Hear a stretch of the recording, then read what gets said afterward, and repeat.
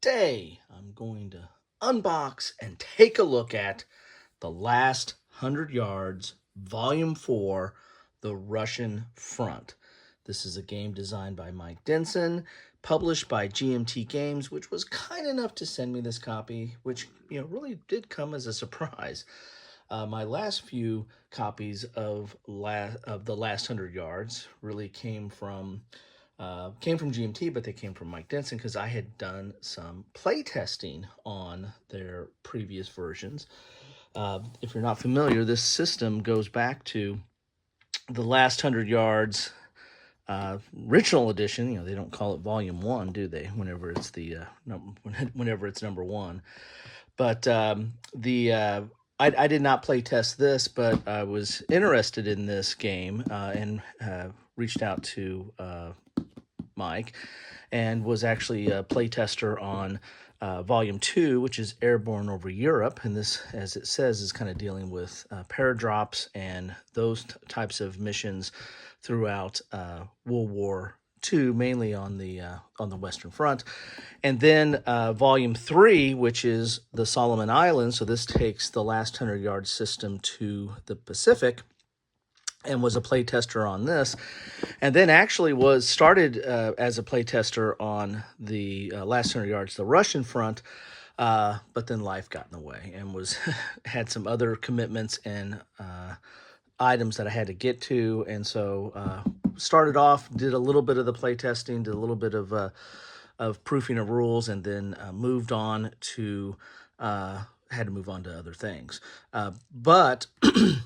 It does give me a perspective on this. So if you're not familiar with The Last 100 Yards, I'll put a link to my previous videos where I've kind of covered some of the mechanisms of The Last 100 Yards. It is a small unit tactical, which is basically, I kind of call small unit tactical, platoon down to individual. So platoon, squad, team, and individual type combat. And so this fits right into that level of play. And has a unique system in that it's not, it doesn't draft off your traditional squad leader or van squad leader or a lot of the games of that same ilk. It kind of takes a different approach and a different perspective to combat. And so where you're basically determining what each unit can do and see, and one side has the initiative and will perform its actions. The other side really is more reactive and can only shoot or move or do things that are in reaction to the side that has initiative. You'll also put markers out for any kind of combat actions, and then resolve them at the end. So, it has this kind of, it's not a situation where you're going to attack, remove a unit, and then move on to the next engagement. You're going to kind of determine what is the state of play during like the movement and activation portion, and then you'll determine combat all at kind of one time. It also has an interesting interaction between time and the scenarios. A lot of times the scenario is gauged upon the time. There's this aspect of urgency and trying to complete your mission. You're just not going to be able to sit back and let things happen on their own time schedule. You need to move the action, especially if you're the force that has the objectives to obtain or units to eliminate or whatever the goals of the scenarios are. And so it has this time is going to tick off each turn, and that's going to affect your victory conditions if you took too much time or took too little time, or if you completed it in shorter time. Anyway, enough of all that. Let's look at the back here. Here's an example of some of the maps that come in here as geomorphic maps, much like you would see in other small unit tactical type games where you're going to be able to have multiple scenarios and arrange the maps to whatever the scenario specifications are. You also have, a list of what units are key to that scenario, and again, any special rules and objectives. And we'll take a look at that when we look at the cards. Here's an example of some of the units here.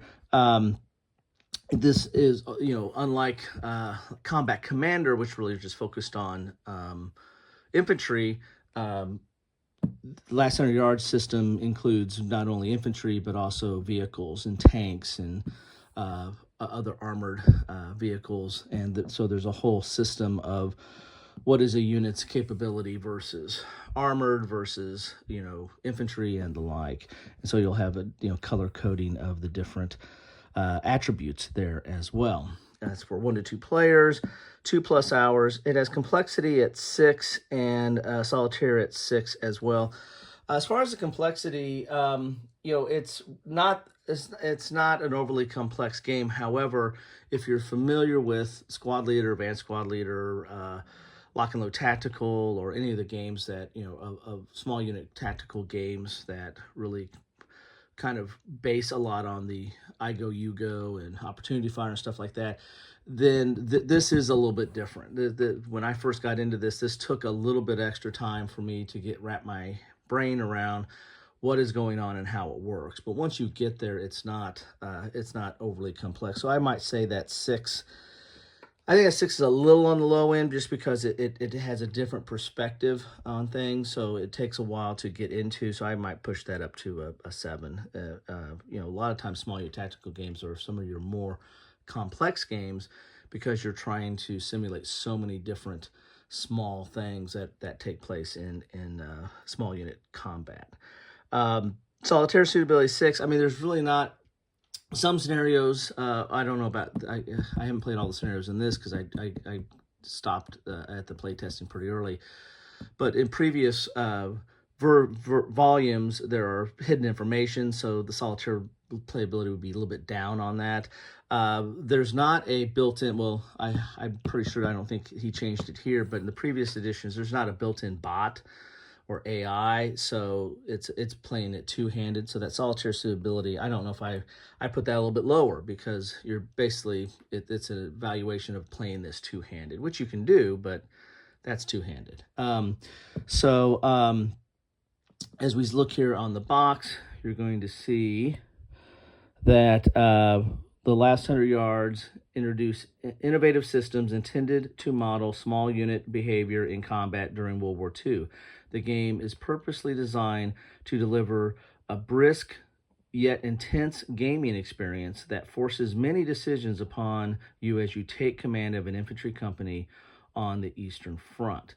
The Last 100 Yards Volume 4, The Russian Front, is the 4th game in the Last 100 Yards series. It covers major campaigns and missions from the second half of the war in the East, including the introducing the Russian Army to the series for the first time. A series of missions simulate actions from October 1943, fighting in Ukraine near Krivoi Rog, while other features fights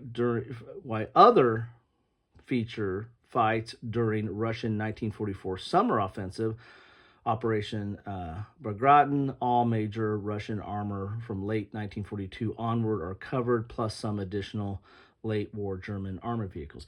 Now here's the part that is kind of interesting, and I was just getting into this in the playtesting, but again, was not able to finish off that.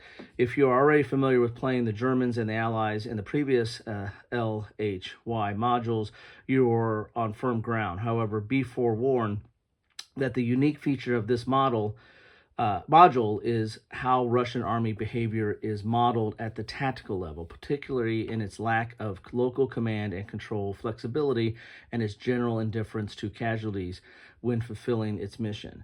Make no mistake, playing the Russians will require a different mindset. The challenge will be in understanding the Russian behavior modeled in LHY, Last 100 Yards, and transitioning that into solid tactical applications. The Russians need numbers to make up for their lower tactical flexibility, but quantity has a quality of its own, and they generally do get those numbers. So that's one of the interesting things as I was getting into playtesting was Mike wanted to, just like he did in the Solomon Islands or Volume 3, dealing with the Pacific War. He kind of modeled how the Japanese fought and how that conflict was different, and so added some aspects to that in the game. He did the same thing in the Russian front, trying to model it to what the Russian tactics were. And again, if you follow my channel, I'm all about different perspectives and looking at things from a different angle. So this really fits well within that purview. So let's take a look inside the box here. It's a lot of exposition at the beginning, but this is this series deserves it because there's a lot of interesting aspects of this series. So we got a typical GM box here. Man, hard for me to get open today. There we go. Good thick box there. What else we're going to get inside here? We're going to get a bag of baggies, which you do need to. Depends on how you want to organize your units. You can put stuff in a tray, but I don't think I've bagged stuff because I think you'll need at least 2, if not more, trays, and you're not going to have room in this size box.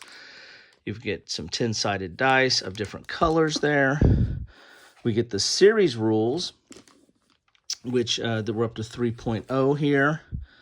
And yeah, my name fell off the playtesters. Alas, I knew thee well. Okay, so here are the rules. Let's take a look here. So here's an example of the counters. So you're going to see anti-tank value, assault value. That's when you're up close and personal. Small arm values. So that's when you're dealing with just fighting at other infantry units. Here's your cohesion, which is a key. That's kind of what's simulating morale and breaking and brings in leaders into play. Here's your vehicle. And they're going to have different armor values depending on what facing you have. You got artillery, and then you got a disrupted side as well. And here are some unit backgrounds, colors. And this is for the whole series. So, this has gone over a few iterations, and I like to think I've got some of my comments in here somewhere, but, who knows.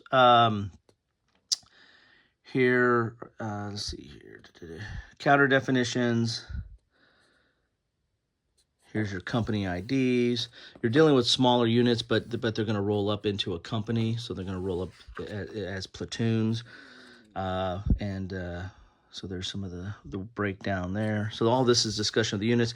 So the standard format, it's dual column, it's full color. It's not glossy, so you're not going to have that shine as you're trying to read it. Here's terrain.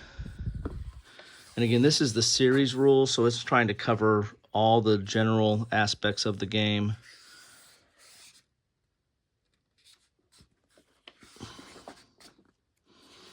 And as I said, go back and look at maybe I'll put a link to some of my other videos. And there's a lot of stuff out there how to play this game. It is different. It's not something that you're just going to pick up after playing Squad Leader and say, yeah, I got this. It'll take a little bit of, okay, this is how this works. And see, there's some of the markers that you're going to mark during your activation, and then you'll resolve combat with whatever the role is based on those markers. And they're different colors because based on the different types of attack, whether it's anti-tank or anti-armor or small arms or mortars, indirect fire. Recovery actions, fire resolution, assault resolution. So there's all this stuff here.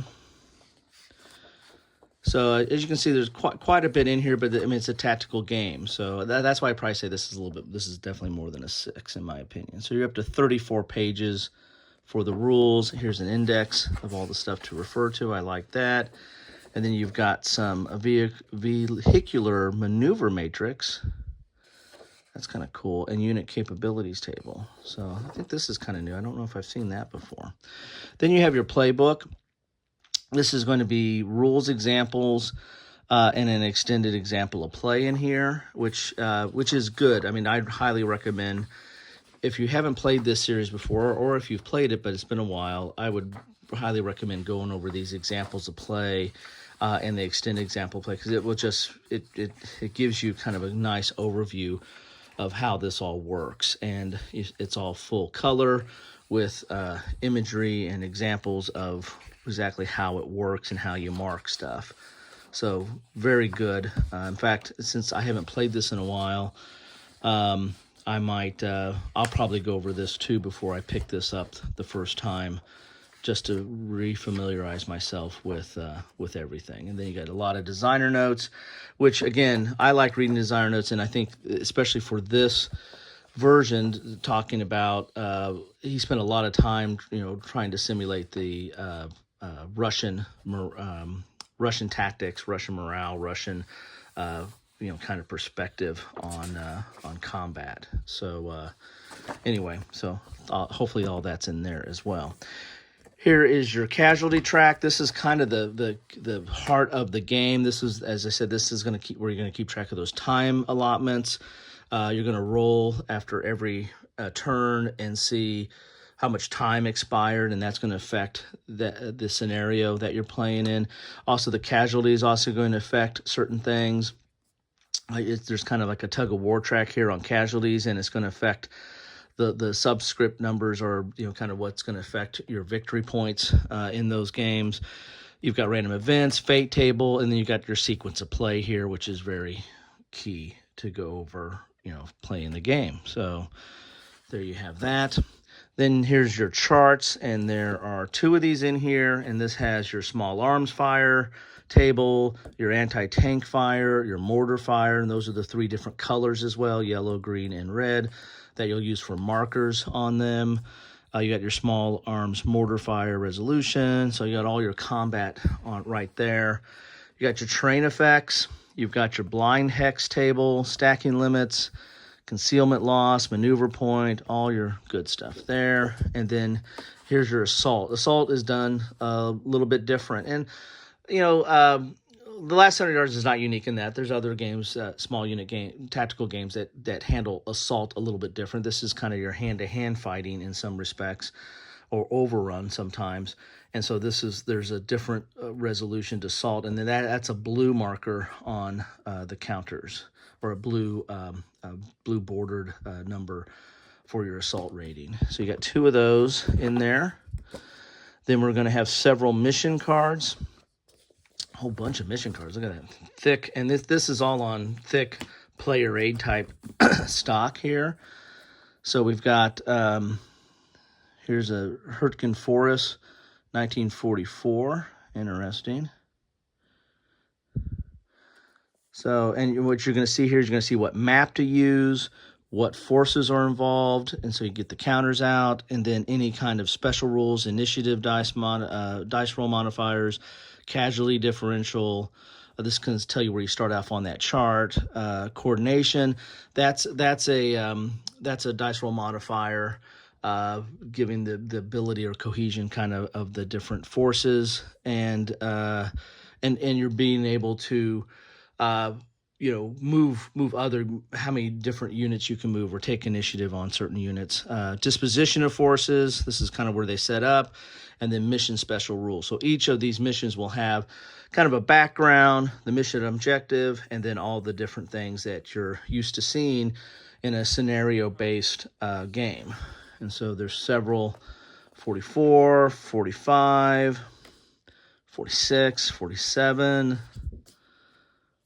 48, 49. This has quite a bit of special rules in that one. 50, 51. That's a long one there, probably going down a road. 52, 53, 54, 55, 56, 57, and then 57 and 58. So you got 58 missions, and on the back of these are here's a do-it-yourself DYO mission form, so you can kind of make up your own mission here. And then you've got, this is all part of 58. 58 is just huge. So this is using, was it 8 maps? Look at that, 8 maps, and then here's all the special rules and stuff. So wow, this is a massive, this is I think the largest mission I think I've seen in any of the volumes.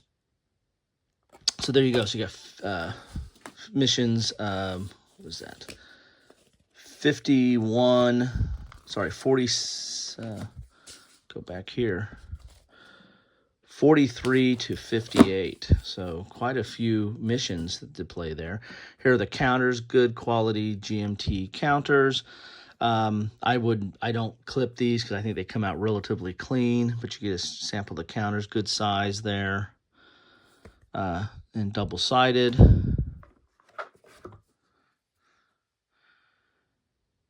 are the Russian forces here.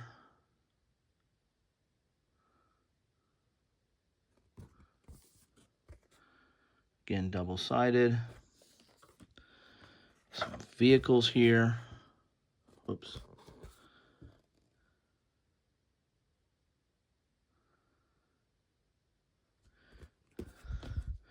Then we get the markers here.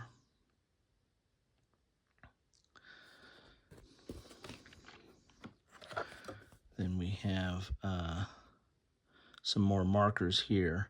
Now, I think I saw this in the back of the box. I don't think this is a standalone game because I don't see, this is all Russian forces. So this is just basically introducing the Russians. So you're going to need to use the Germans from probably volumes 1 and volume 2. Volume 1 and volume 2 was, dealing with the Germans, and so you're going to have to use counters from there for the scenarios to represent the Germans in here. So, unlike the Solomon Islands, volume 3, which was a standalone, I don't believe volume 4. It looks like it's an expansion because you will have to get the German counters there. It looks like it says right here in the box. This is not a complete game. Ownership of the last 100 yards, Volume 1 and Volume 2 are required to play all included missions. So I think this probably should be classified more as an expansion, I would think. Here are the maps, and they are double-sided. Good quality here. I mean, they're not mounted, but they're a good thickness. They're not paper, let's put it that way. And they're geomorphic, and they do the hashed hexes, so you can see more of the terrain and what's going on, as opposed to having all the blocked lines to show where the hex is at. So this is, see if I can see the number. This is 52, 43, so they have them flipped like that. So there's 1, 2,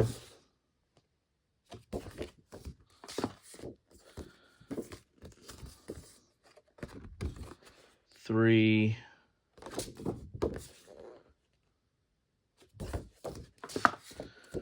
4. It's got a river in it. 4. A lot of forest there, it looks like. Or is that, maybe that's like marsh.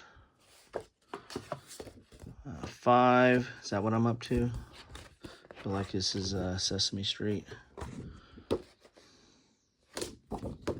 Ooh, look at that. Some urban. 6.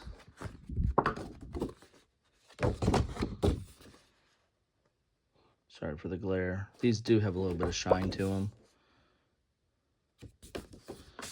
And 7. So I will note that is something different than I read on the back of the box.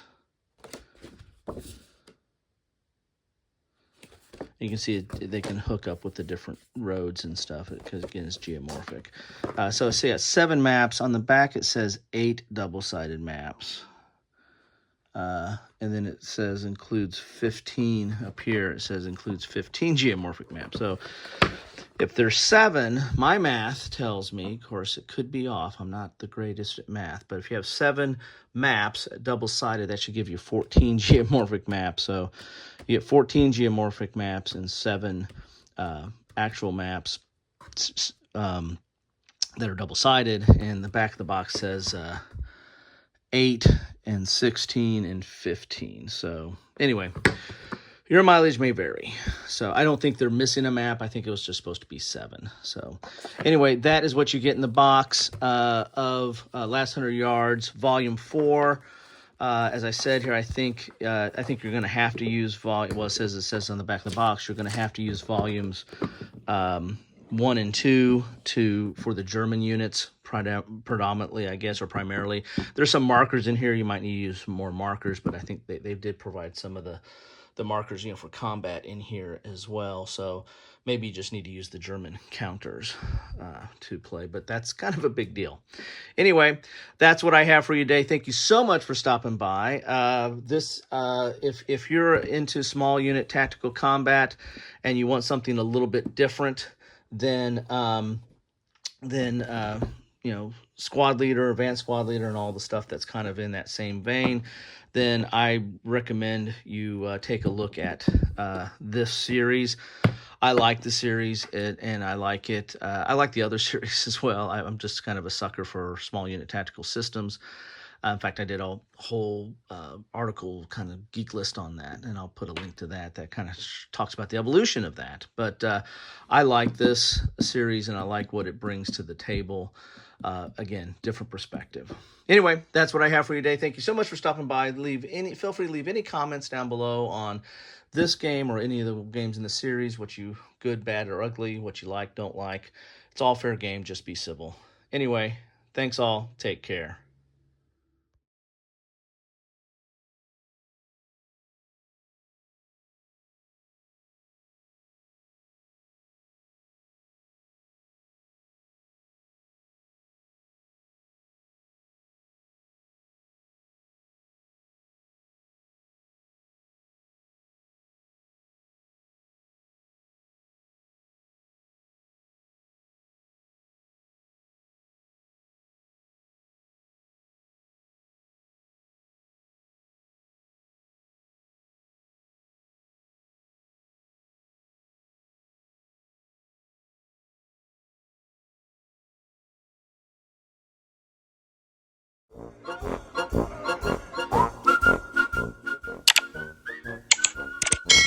Thanks for watching.